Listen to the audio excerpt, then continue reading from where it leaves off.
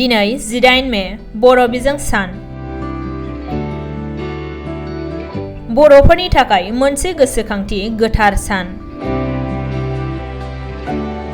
चिरां जिल्लानि आमथेखा हाथाइसालियाव 59थि 18 मे बर' बिजों सानखौ लोब्बा लाखिनानै दैमालु दालाइ दुलाराय बर' फरायसा आफाद आरो जावलिया देवान गुदि बर' थुनलाइ आफादनि बानजायनायाव दिनै बर' बिजों सान फालिदों।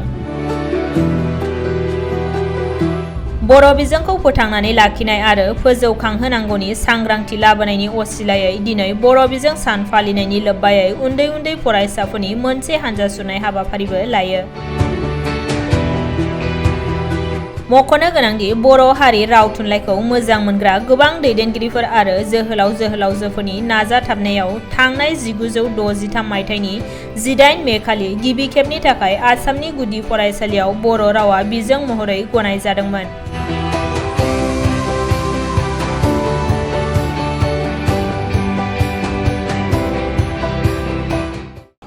दिनैनि साना जाहैबाय बर' बिजों सान 18 मे।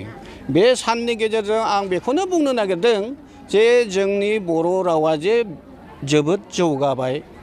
दिनैनिफ्राय 59 बोसोर सिगां जितु 1963 मायथाइयाव बर' रावखौ जे मिडियाम हिसाबै थिसनदों, बेजों लोब्बा लानानै जोंनि बर' रावा दिनै गोबां जौगाबाय। आं बेखौनो बुंनो सानो दिनैनि सानखौ जोङो दैमालु दुलाराय बर' फरायसा आफादनि बानजायनाय आरो जोंनि जावलिया देवान गुदि बर' थुनलाइ आफादनि दैदेननाय लोगोसे गुबुन गुबुन फरायसालि जेरै आमथेखा गेजेर फरायसालि, गोजौ फरायसालि, गुरुदेब कालिचरन ब्रह्म एकाडेमि, लोगोसे UN एकाडेमि, गासै फरायसाफोरखौ लानानै जोङो जि दिनैहाय हानजा सुरनाय हाबाफारि लादों, बियो जोबोद जोंनि थाखाय मावनो गोनां खामानि।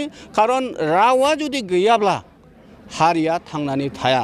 बेनिखायनो जोङो बेजोंनो गौरब जे थांनाय जे 59 बोसोरनि गेजेराव जोंनि बर' रावा सोलोंथाइयाव माने बिजों हिसाबै फोसावजानायनि उनाव जोङो दिनैहाय जोबोद गोग्गानाय दं। बेखौनो लानानै माने जोंहा जोबोद मावनो गोनां हाबाफारि दङ। बेखौनो लानानै जों दिनै गासै जोंनि फरायसाफोर सारमोन गासैबो जोङो जोंनि फरायसाफोरखौ लानानै बेनि बिथिङै दाहाय जिहेतु जोंहा मोनसे गेवलां मेल दङ बर' बिजों सानजों लोब्बा लानानै, बेखिनिखौ आं बुङो।